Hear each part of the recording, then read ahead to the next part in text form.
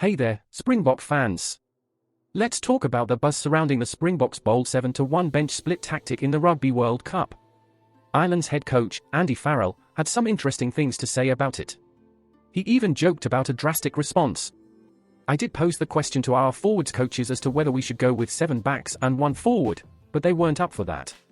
Farrell joked after naming his team. He added, I think it's great, it obviously suits them, and they obviously know their squad and what fits for them, and so do we.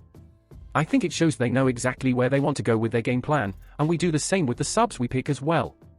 Asked if the Springboks selection made him pause about what Ireland should do, he emphatically responded, no, not at all, never once. Farrell said that he did not have a reaction to the Boks squad naming and that it didn't change their analysis of the defending world champions. Honestly, I didn't have a reaction, he said. We analyze South Africa like we analyze everyone else. But when it comes down to it, we take care of ourselves more than anything else and try to understand our plan. I think more importantly than the 7-1 split, which is a bit irrelevant to us, is the last game we played against each other. Ireland won 19-16 in Dublin in November 2022. I'm sure they think they know us a bit better, and maybe that might have influenced the split. But we feel the same. We feel we could have performed better on that occasion, and both teams have the opportunity to show that at the weekend. Farrell selected a largely unsurprising matchday 23 for the important Pool A clash. However, he says there were some selection headaches when finalizing his team. There are all sorts of different permutations, he told reporters.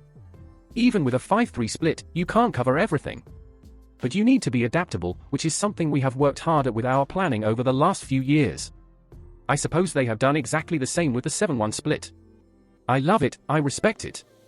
I like the fact they know their squad and brought for scrum halves over a hooker who has not really played in that specialist position before. It shows they know their players and which direction they want to go.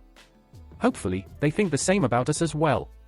The head coach believes that the Boks bench split does not put extra pressure on his players and is backing his replacements to make an impact. I am pretty confident in the 5 forwards we have got coming off the bench and the impact they're going to have, and the type of game we're going to play when that happens, he said.